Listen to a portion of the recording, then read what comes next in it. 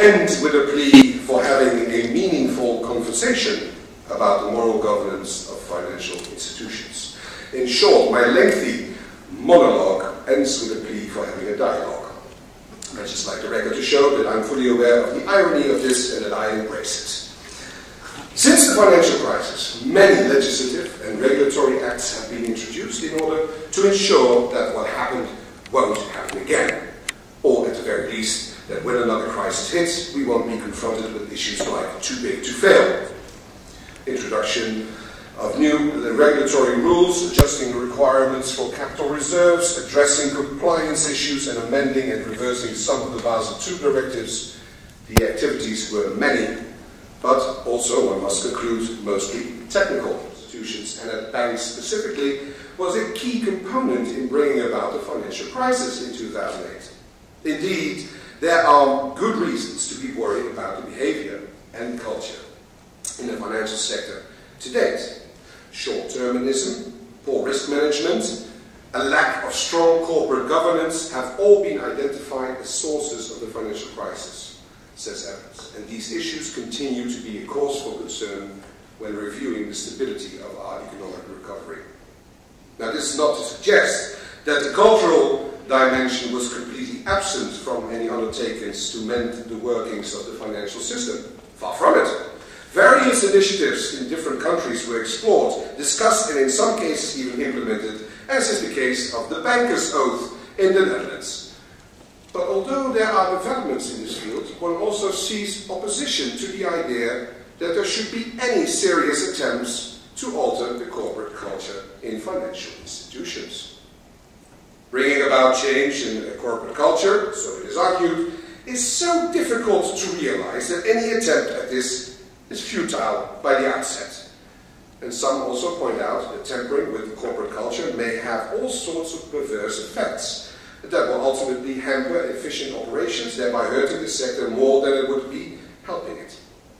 Now, an alternative approach to this debate was, and still is, to suggest that the need for cultural change is intrinsic to the objectives that regulators try to achieve. And on the face of it, it doesn't seem like a very weird idea. The regulator, after all, is actively involved with certain aspects of corporate governance, including issues like remuneration, but also the nature and application of compliance rules, that in turn are integral components of the corporate culture. In the persona of the current governor of the Bank of England, Mark Carney, we find a regulator who publicly deals with these types of issues at great length and doesn't shun the language of morality. Indeed, interesting are the times when a central banker starts talking about the Rawlsian veil of ignorance and social equity. Now, Carney approaches the issue of corporate culture head-on, and he subscribes to the view that the succession of scandals mean it is simply untenable now to argue that the problem is one of a few bad apples. The issue is with the barrels in which they are stored. Please let this sink in. This insight alone indicates the need to review, to address, and possibly to mend the pervasive corporate culture in the financial sector, and to ensure that the prevalent corporate governance models are updated. But for Carney, the interest and attention he devotes to the concepts of internal governance and corporate culture also stem from his analysis that markets operate and are dependent on moral frameworks. The idea that the market might rest on a normative framework is still alien to the thinking of many contemporary economists, even though this idea has been part and parcel of much of the economic thought ever since the days of Adam Smith. Indeed, Smith argued in his writings that the market mechanism needs to be embedded in the societal structure of justice. In his work, The Theory of Moral Sentiments, he notes that a society cannot subsist unless the laws of justice are tolerably observed, and that for it to be truly flourish, every member of society should realize that his own interest is connected with the prosperity of society. Now, much of what banks did before the crisis was in accordance with the law, but was hardly an expression of the idea that one's own interest is connected with the prosperity of society. When Carney speaks of this normative framework, he's thinking about the concept of social capital, which refers to the links, shared values and beliefs in society, which encourages individuals not only to take responsibility for themselves and their families, but also to trust each other and work collaboratively to support each other. And if one were in need of an additional motive to take this issue seriously, Carney also points out that the financial system, and thus the financial sector at large, might lose its social license to operate if there is no trust between them and the public. Now, in short, Carney takes social capital very seriously. Simultaneously, he also notes that in this particular area, the power of regulation is limited due to the very nature of social capital. Ultimately, Carney writes, social capital is not contractual. Integrity can neither be bought or regulated. Even the best possible framework of codes, principles, compensation schemes, and market discipline, financiers must constantly challenge themselves to the standards they uphold. A meaningful change in the culture of banking will require a true commitment from the industry. Now, with the latter remark, Carney discusses in practice the idea of the regulator as an ethical force, with a strong function as setting the tone and offering guidance towards directions as to where the industry should be headed. Now, this approach stands in dark contrast to the pervasive attitude towards regulation, which simply says you can't do this and you can't do that. And that is, of course, a system which is under threat from all sides. One anecdote to illustrate this. When during a discussion on the possible role of regulation in helping to align the objectives of financial institutions with the common good, a senior banker immediately retorted that his people would find a workaround around any new regulation that was to be thrown at them, and that they would find this workaround within 24 hours. Behold, something that we need to reflect on. Given the reputation of the bank, it is safe to say that the banker was telling the truth. His people will find a workaround, they will find it in 24 hours, and it will make the new regulation obsolete. This doesn't require any further reflection. What is striking and what should trigger our thinking is that this was his first and immediate response. No discussion of the merits of aligning objectives, no remarks on the desirability of achieving any such alignment, but a practical analysis of why external regulation, indeed any form of regulation, simply doesn't work.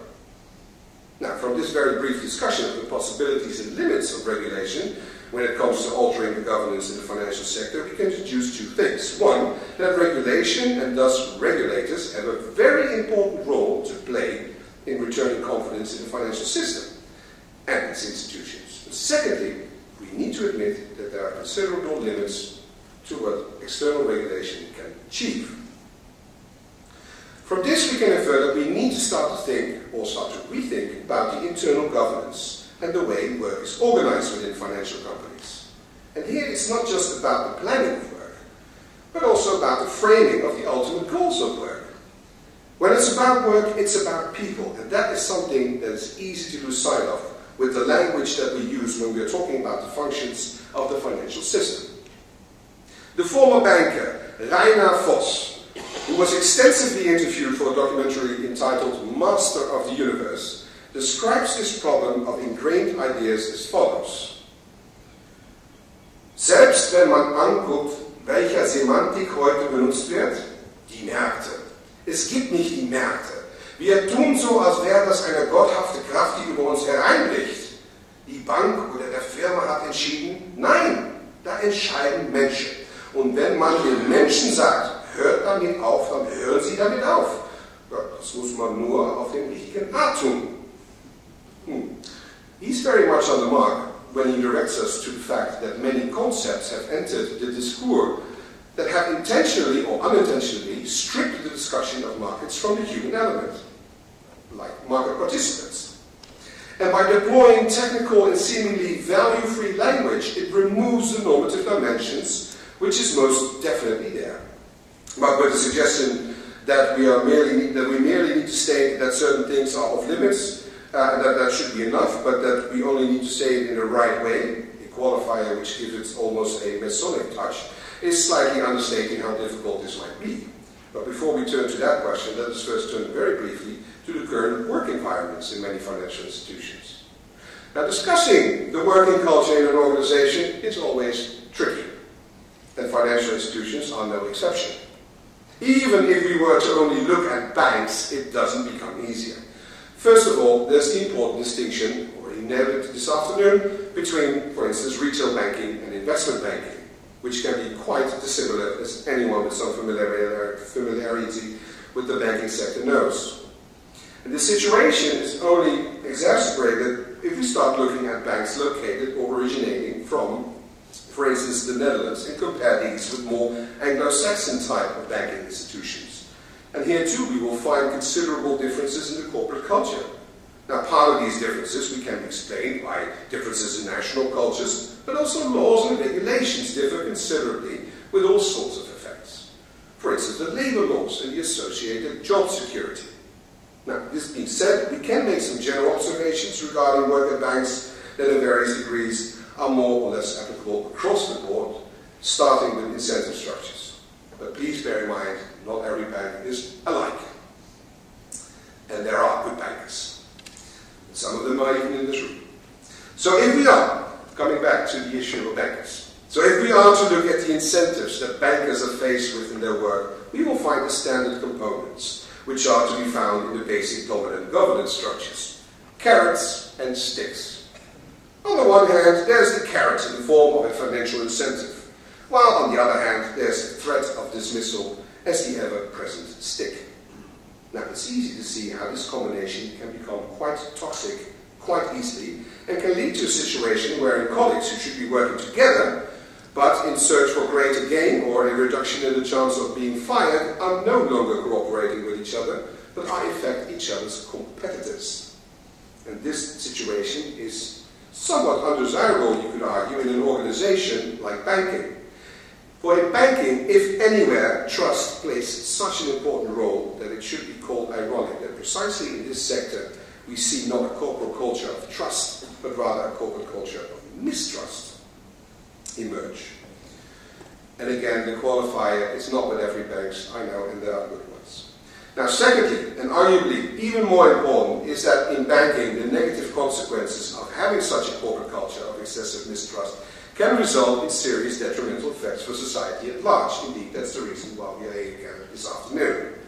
Now, in his already mentioned book, Dit kan niet waar zijn, which is an overview of the work he did for the English newspaper The Guardian, on the nature and the workings of the financial sector in London in relation to the financial crisis, Joris Luijendijk notes that the culture on the work floor at banks sometimes boggles the imagination, and with all sorts of consequences, not in the least in the form of a selection effect that has a distinct social Darwinian ring to it.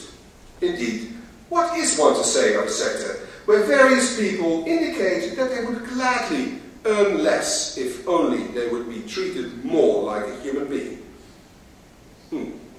One cannot help but think that recruiters for banks should carry with them some type of warning, like this profession can seriously damage your mental health.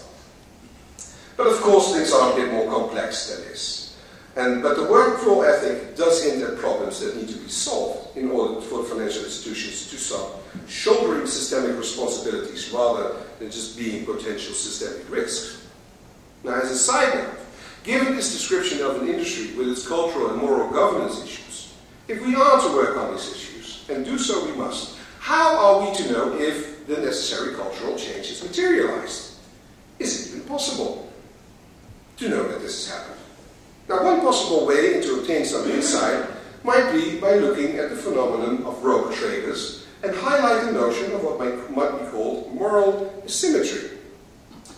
When we review some of the rogue traders that we know, people like Jérôme Kerville, responsible for rogue trades to the sum of nicely 4.9 billion euros, and Kweku Adogoli with a rogue trades amounting to $2 billion. Now, these two share one very important characteristic, and I'm pretty sure you all know what it is. Yes, they are both traders. Yes, they broke the internal rules of their respective banks. Indeed, that is precisely why they are both having been sentenced to serve time in jail. These characteristics, however, don't constitute the reason why we know these people as rogue traders. No, the shared characteristic is that they lost money on the deals that they did illegally. Now, for an outsider, it may seem that losing the money was the greatest sin and not so much the transgression against the internal rules. Now, one can never be sure when a cultural change has occurred in an organization, but in the case of the banking sector, one might suggest that once we start seeing the first rogue trader being led away in handcuffs for breaking internal rules, which netted the bank a significant profit rather than a loss, then I think we can all agree that something really has changed. But maybe we shouldn't see these things as dark as this. After all, as said in the beginning, numerous initiatives are out there that try to tackle this particular issue of moral governance. And when applying an international comparison, we find that the Netherlands has again taken a pole position with the introduction of a special oath for bankers, with a disciplinary board to back it up to ensure that the oath is not just some form of whitewash. Sir Richard Lambert, who was the first chairman of the UK's Banking Standards Review Council, expressed some skepticism about the banker's oath, in part because he believes that such an oath should come at the end of a process of change, rather at the beginning. An interesting observation. Now, the first indications of the oath in the Netherlands are promising, as our previous speaker, Chris Buijing, has indicated. Banks seem to take it seriously. And the criticism of Lambert may be true in some cases, but we will also find that the oath offers an opportunity to discuss these normative issues, and in some cases, for the first time. There's an interesting anecdote of a corporate banker who, in a session preparing him for the oath, something that the executive board of this bank had decided it would arrange for its staff, noted that the key component of the banker's oath is that clients' interests come first. Well, what if my client wants a loan and I don't think I should give it to him? Should I then nevertheless give it to him? After all, the interest of my client takes precedence. The moderator of this session acquiesced that this might be a problem, but he also questioned the banker on whether he had thought about the fact that the people who have deposits at his bank were also his clients, and that these people might want him to go about in a very prudent way in distributing their money. It was an eye-opener. The oath opens up debate and invites people to think anew about their occupation. And this is exactly where further steps need to be developed, namely in embedding the underlying ideas into the governance of financial institutions, into the moral governance of financial institutions. So one of the challenges now, how to move from a personal commitment, what the oath is all about, to a more organizational commitment, implanted in the overall governance of the institutions, so it doesn't hinge merely on having good apples, but that the barrels themselves are sound as well. Now, reviewing the literature on governance models, one can easily come to the conclusion that the current dominant governance models have ceased to be effective, and that they no longer work. The common governance models is very much top-down, with the top having the wisdom in setting out strategy and formulating the organizational goals. And in this model, every person in the organization gets assigned a role, either as a knave or a knight, to borrow the language of Julian Le Grand. Its subordinates are seen as opportunistic and egotistic knaves. Policy and management shifts towards clear guidance, discipline, and control. Now, here the importance of incentives comes into play. And in his work, Le Grand points out that the introduction of financial incentives might be accompanied by what he calls a crowding out effect, whereby possible altruistic or even moral motives are displaced by opportunistic and self-serving attitudes. Subordinates with an excellent work ethic are, on the other hand, treated as knights and get all the room and freedom to fulfill their duty without too much interference. Now, it's easy to see that either approach has its drawback. Do we treat our staff as knaves or knights? For Julian Le Grand, the solution lies in resolving this discussion by bypassing the possible crowding out effects and finding robust stimuli, which ensures that opportunistic behavior doesn't end in a derailment while maintaining what he calls noble motives. Von Beuningen in his work summarizes the debate on the problems associated with the current dominant forms of governance in 3 points. Firstly, he notes, any organization will only truly function well if those that are governed behave in a knightly fashion, with dedication and commitment, engaging creatively and acknowledging a shared responsibility for the common purpose. There you go. 2. As those entrusted with governance and management cannot exhort such behavior, they try to steer individuals by way of incentives, rewards, as well as sanctions. Now, this can and will, in fact, have a negative impact on the existing stock of social capital and a detrimental effect on the creation of new social capital. Simultaneously, and this is the third observation, those entrusted with governance cannot do nothing, as this would let knavish behavior flourish, in which case the system is also in danger of faltering. The goal framing theory, which I'd like to introduce very briefly here, can help in resolving this issue. This theory centers on the idea that when an organization has a sense of purpose, and Mr. Van Acker was already alluding to this in his nice example with his former employment in Brussels with the Transportdienst. The theory centers on the idea when an organization has a sense of purpose, this will provide employees with a clear sense of direction. And purpose, by its nature, transcends making money. It's about people coming together to do something they believe in and allowing profits to follow as a consequence, rather than as an end in itself. So if we are to accept that there is a tension between profits and purpose, then we would do well to stop participating in that debate and rather focus on the new question of interest. Namely, how should we best manage this tension between purpose and profits? Enter the goal framing theory. So in this theory, 3 types of goals by which people guide their action are identified. Hedonistic or fun goals, instrumental or gain goals, and lastly, moral and social goals. But the notion of goal framing entails that people always strive all 3 of these goals at the same time. Hedonistic, gain, and moral and social. However, in any given situation, there's always one that gets the upper hand, and this one will ultimately guide the actions. The remaining 2, however, don't disappear, and each can become the dominant type in a subsequent situation, or may even become the dominant one in a seemingly similar situation.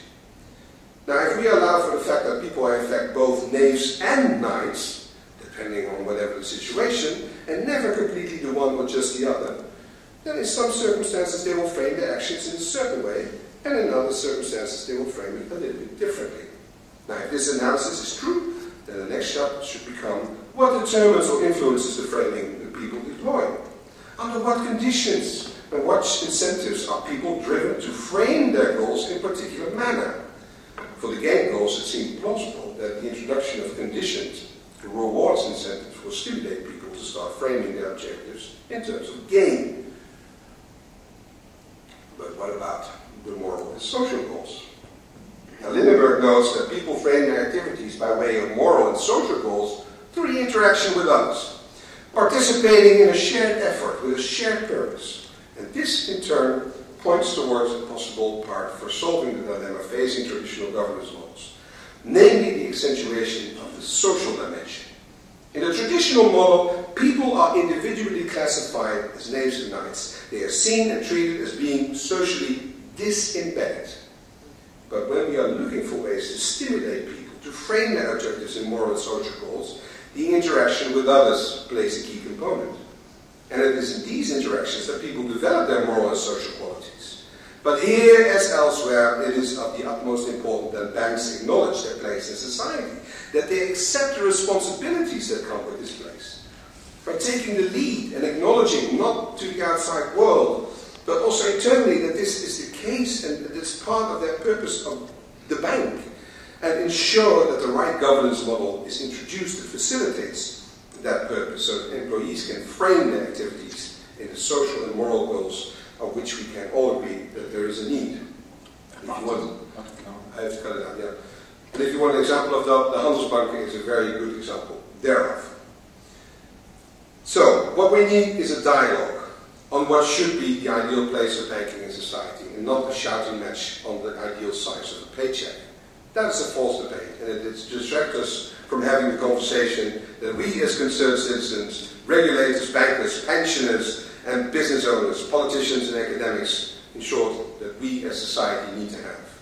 And in this regard, and he was already mentioned this afternoon once, Immanuel Kant provides us with a very worthwhile observation, and that should definitely accompany these dialogues, namely, that from the way the world is, we cannot deduce how it should be.